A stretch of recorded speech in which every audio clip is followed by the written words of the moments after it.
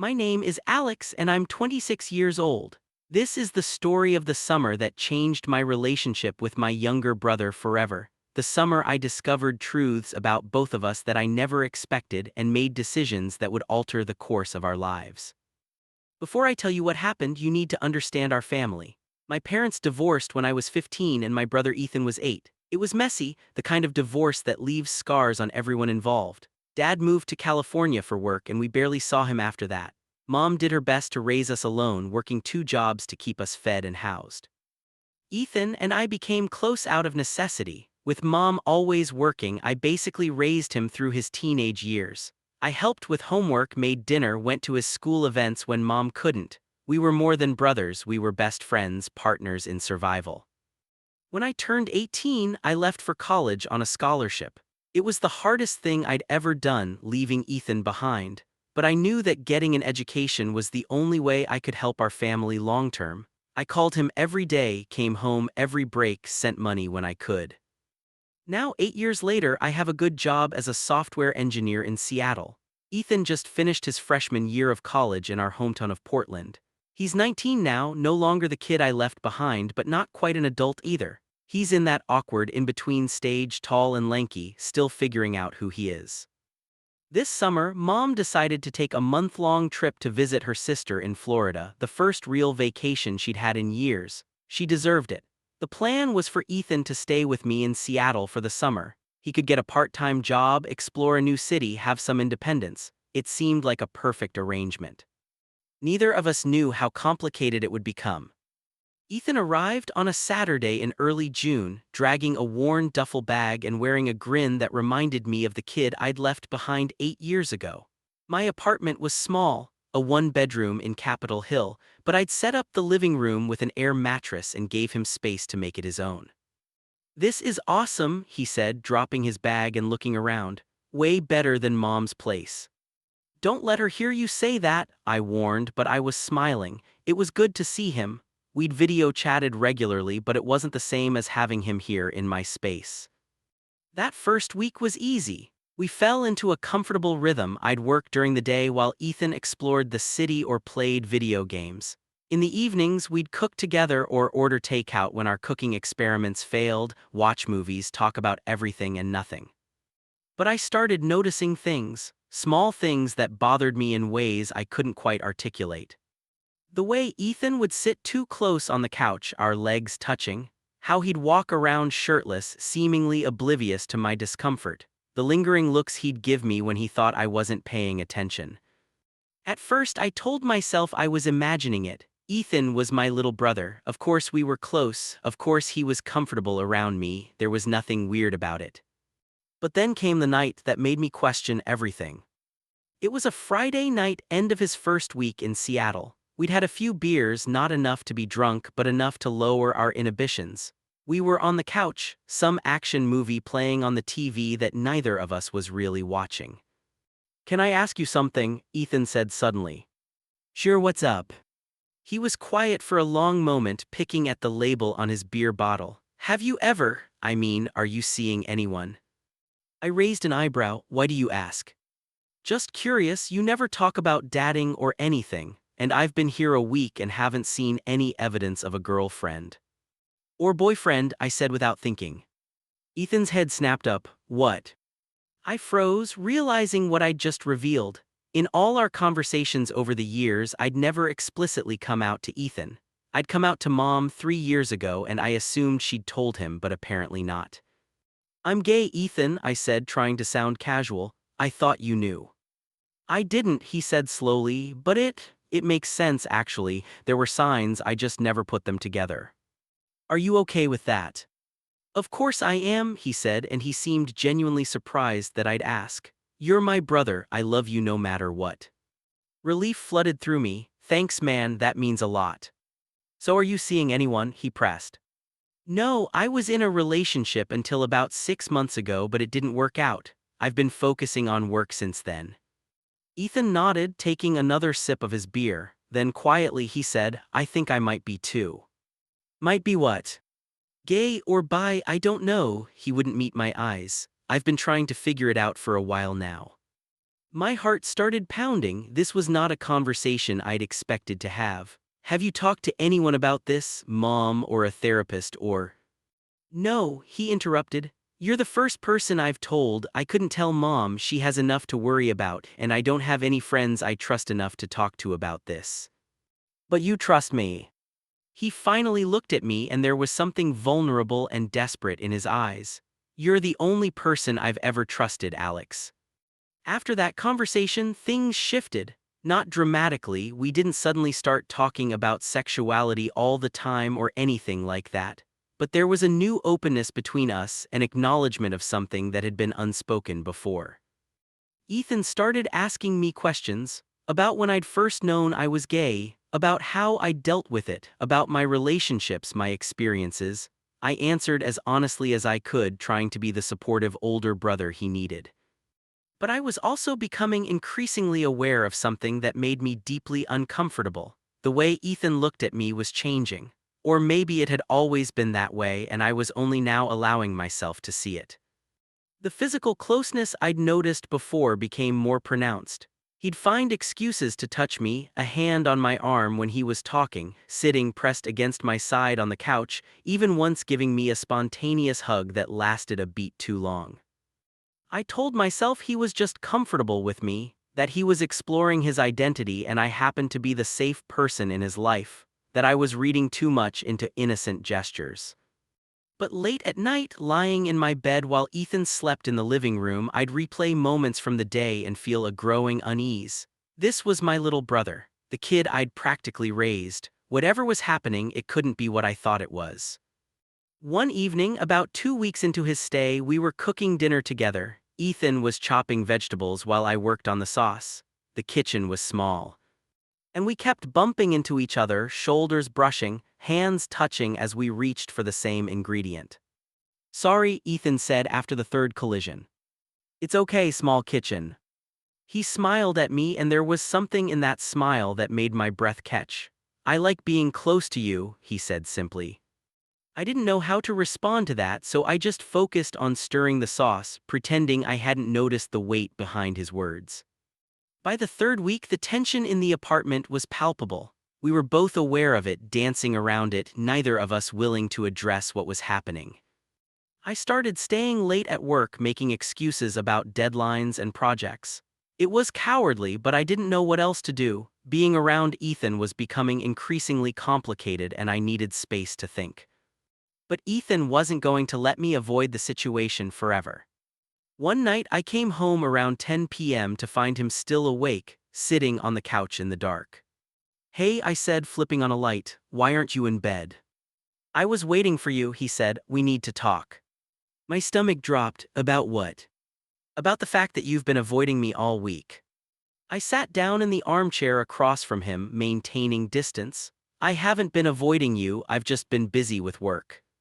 Bullshit, he said bluntly. You're avoiding me because you know there's something between us and you don't want to deal with it. Ethan. Let me finish, he interrupted. I know this is weird, I know it's probably wrong, but I can't help how I feel about you, Alex, and I think you feel it too. You're my brother, I said, my voice sounding strangled even to my own ears. I know that, but we're also two adults who care about each other, who understand each other in a way no one else does. Is that really so wrong? Yes, I said, standing up. Yes, it is. Ethan, you're 19, you're still figuring out your sexuality, you're confusing your feelings for me, your reliance on me, your trust in me with romantic attraction. Don't patronize me, he said, his voice sharp. I know the difference, I've had crushes before, I've dated people, this is different. It's different because I'm your brother and you've built me up into something I'm not. You see me as this figure who saved you, who protected you, and you're conflating that with. Stop telling me what I feel. He was on his feet now, his face flushed. I know what I feel, Alex, and I know you feel something too, even if you won't admit it. He was right, that was the worst part, he was absolutely right. I didn't sleep that night. I lay in bed, staring at the ceiling, my mind racing. Every interaction with Ethan over the past 3 weeks played on a loop in my head. The touches, the looks, the comments I'd been trying to dismiss as innocent.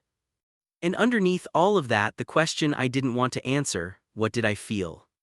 I loved Ethan, of course I did. He was my brother, the most important person in my life. But was there something else there too? Something inappropriate, something wrong?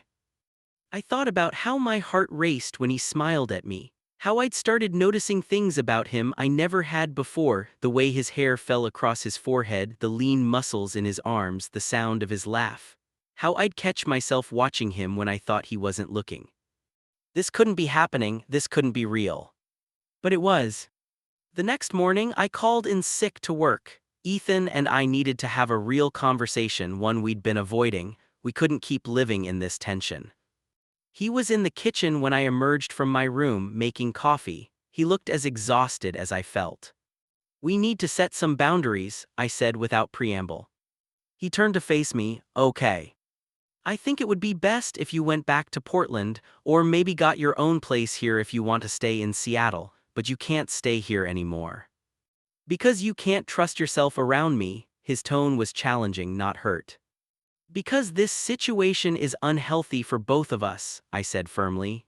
"You're my little brother, Ethan. No matter what either of us might feel, that has to come first." "Why?" he asked. "Who made that rule? Who decided that our bond as brothers is more important than our feelings for each other as people?" "Society, ethics, basic human decency." "Fuck society," he said, setting down his coffee mug. "Society also says I shouldn't be gay. Should I ignore that too?" "That's not the same thing." "Isn't it? They're both about consenting adults making choices about who they love." "You're 19. "I'm an adult," he interrupted. "Stop using my age as an excuse. If I were 25, would it suddenly be okay? Where's the line, Alex?" We argued in circles for hours. Every point I made, Ethan had a counter-argument. Every ethical consideration I raised, he dismissed. He was smart, articulate, and absolutely convinced that what he wanted was right. And I was weakening. Not because his arguments were sound, they weren't, not really. But because a part of me wanted to believe him. Wanted to believe that we could somehow make this work, that the rules that applied to everyone else didn't apply to us because our situation was special, unique. It was dangerous thinking, I knew that, but I was so tired of fighting it. "What do you want from me?" I finally asked, exhausted. "I want you to be honest," he said. "I want you to stop hiding behind excuses and tell me the truth. Do you have feelings for me or not?" I was silent for a long time, then quietly, "Yes." "Yes, what?"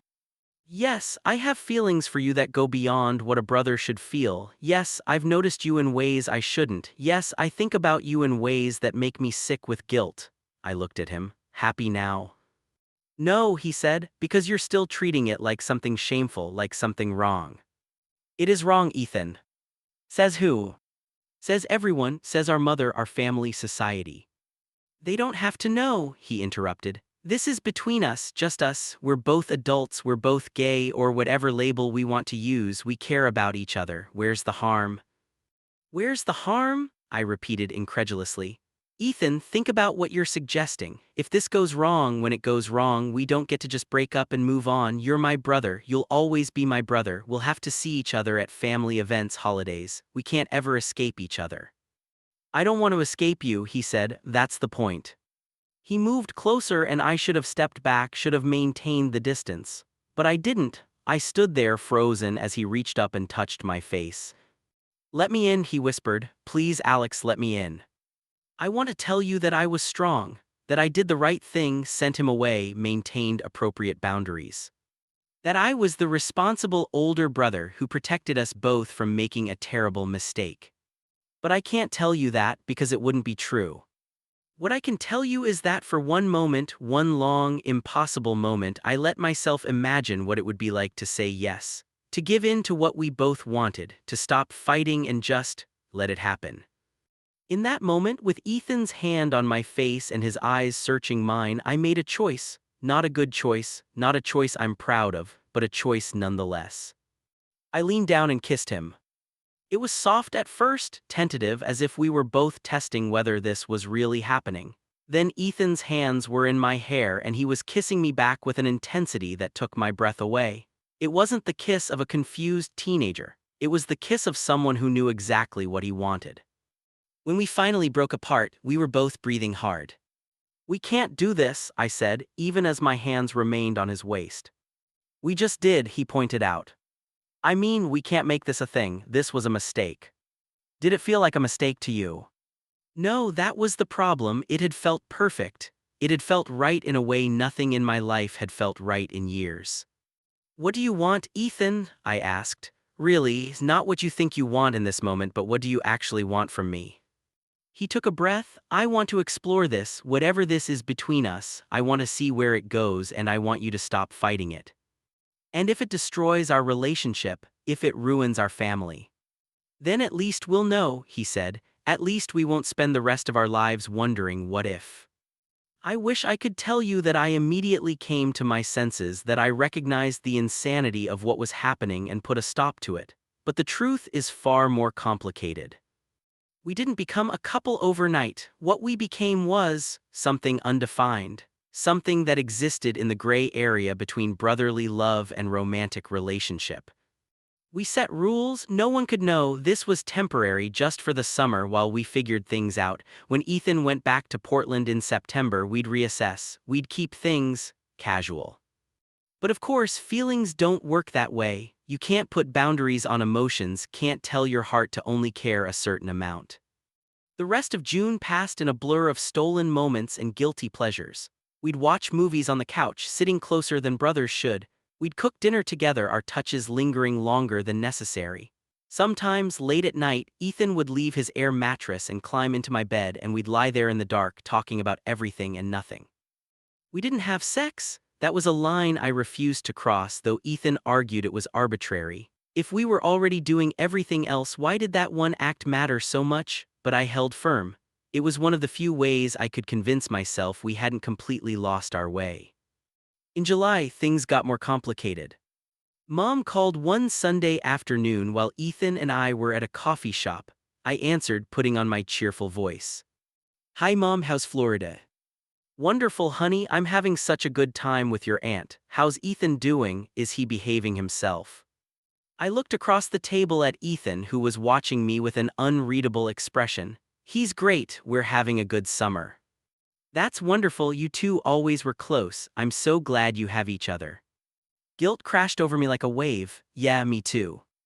After I hung up, Ethan reached across the table and took my hand. You okay? No, I admitted, I'm not okay. Every time I talk to her, I feel like the worst person in the world. We're not hurting anyone, he said. We're hurting ourselves, we're hurting our relationship with her, we're hurting. I pulled my hand away. I can't do this anymore, Ethan. Can't do what? This, us, whatever this is, it's wrong and we both know it. I don't know that, he said stubbornly. Then you're delusional, I snapped. Ethan, listen to me, really listen. We have let this go too far, way too far, and if we don't stop now, we're going to do permanent damage to our relationship. Our relationship has never been better, he argued. That's because we're living in a fantasy, but summer's going to end. You're going to go back to Portland, and then what? We go back to being normal brothers, we pretend this never happened. We could make it work.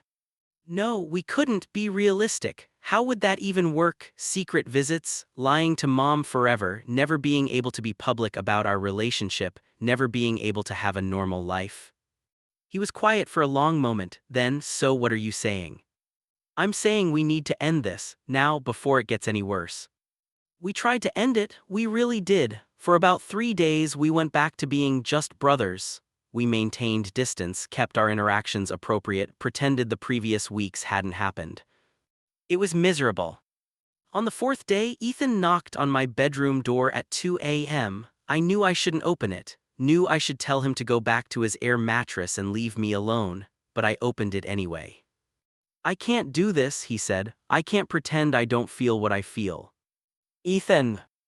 No, listen, I know you think this is wrong, I know you think we're making a huge mistake, but Alex, I love you, not just as a brother, I'm in love with you, and I don't know how to make that go away. Those words, I'm in love with you, hit me like a punch to the gut, because I realized that I felt the same way. Somewhere along the line, my feelings for Ethan had crossed that invisible boundary from fraternal to romantic, and there was no going back. What do you want me to say? I asked helplessly. I want you to say you love me too. I do love you, I've always loved you. But are you in love with me? I closed my eyes, yes. The next few weeks were both the best and worst of my life. We stopped pretending, stopped fighting it. We let ourselves be, whatever we were happy in our own complicated way, but the guilt never left. It sat on my chest like a weight, crushing me a little more each day. August came too quickly. Soon, Ethan would have to go back to Portland for his sophomore year. We hadn't talked about what would happen after he left, both of us avoiding the conversation we knew we had to have. Chapter 11, The Goodbye. The night before Ethan was supposed to leave, we stayed up late, neither of us wanting to sleep, wanting to stretch out our last hours together. Come with me, Ethan said suddenly. What? To Portland, get a job there, we could get an apartment together, we could. Ethan, stop, you know that's not realistic. Why not? Because I have a career here, because people would ask questions, because we can't build a life on a lie. Then let's not lie, he said desperately. Let's tell people the truth. And say what? Hey everyone, meet my boyfriend who's also my brother. Ethan, think about what you're suggesting. I don't care what people think. Yes, you do, and even if you didn't, I do. I care about our family, I care about our mother, I care about not destroying everything for a relationship that was doomed from the start. He flinched at that, doomed from the start. You know it's true, we've been living in a bubble this summer pretending reality doesn't exist, but it does, and eventually it's going to crash down on us. So this is it, his voice was small, hurt, you're just giving up. I'm being realistic, I said, though my heart was breaking. Ethan, you have your whole life ahead of you, you're going to meet someone amazing, someone you can actually have a future with, and you're going to thank me for ending this. No, he said firmly, I won't, because I'll never feel this way about anyone else. You're it for me, Alex, you're the one. You can't know that, you're 19. Stop using my age as an excuse, he shouted. I'm 19, not 12, I know my own mind, I know my own heart, and I love you. I love you too, I said, tears streaming down my face now, but love isn't enough, not for this, not for us. He stared at me for a long moment, and I watched as understanding and resignation washed over his face. Okay, he said quietly, if that's what you want. It's not what I want, it's what needs to happen. He nodded slowly, then he stood up, walked to me and kissed me one last time. It was soft and sad and tasted like goodbye. I'll always love you, he whispered against my lips. I'll always love you too. 2 years later.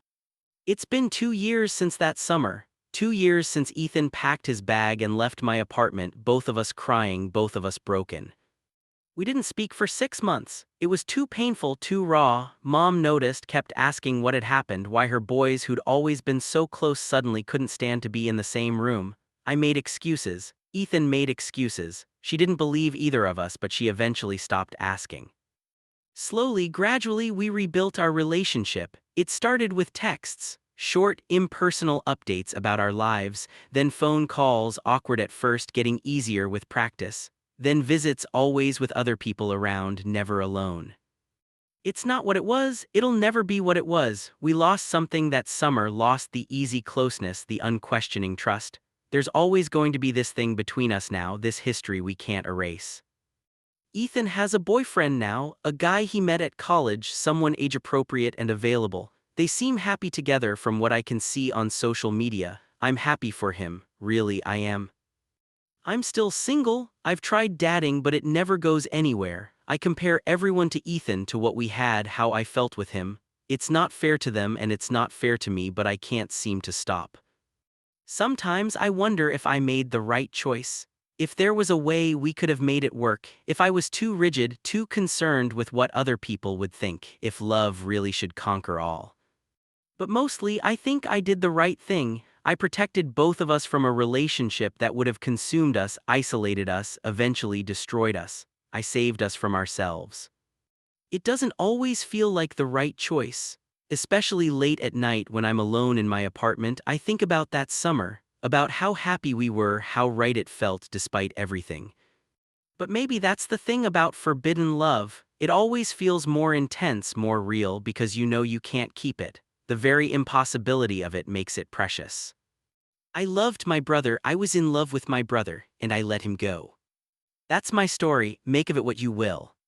I don't regret that summer despite everything. It taught me things about myself I needed to learn. It showed me the complexity of love, the sometimes blurry line between different types of affection. It forced me to confront difficult questions about ethics, family, identity. But I also don't recommend it. Some lines exist for a reason, some boundaries are there to protect us from ourselves. I stayed alone with my little brother that summer. I offered him something I shouldn't have offered, and for a while we took it. But in the end, I chose the harder path, the lonely path, the path that meant losing the person I loved most in a way I could never get back. I chose family over romance, responsibility over desire, the long term over the short term. I chose right even though it still hurts. Even though part of me will always wonder, what if? Even though I know that somewhere in Portland, Ethan is probably wondering the same thing.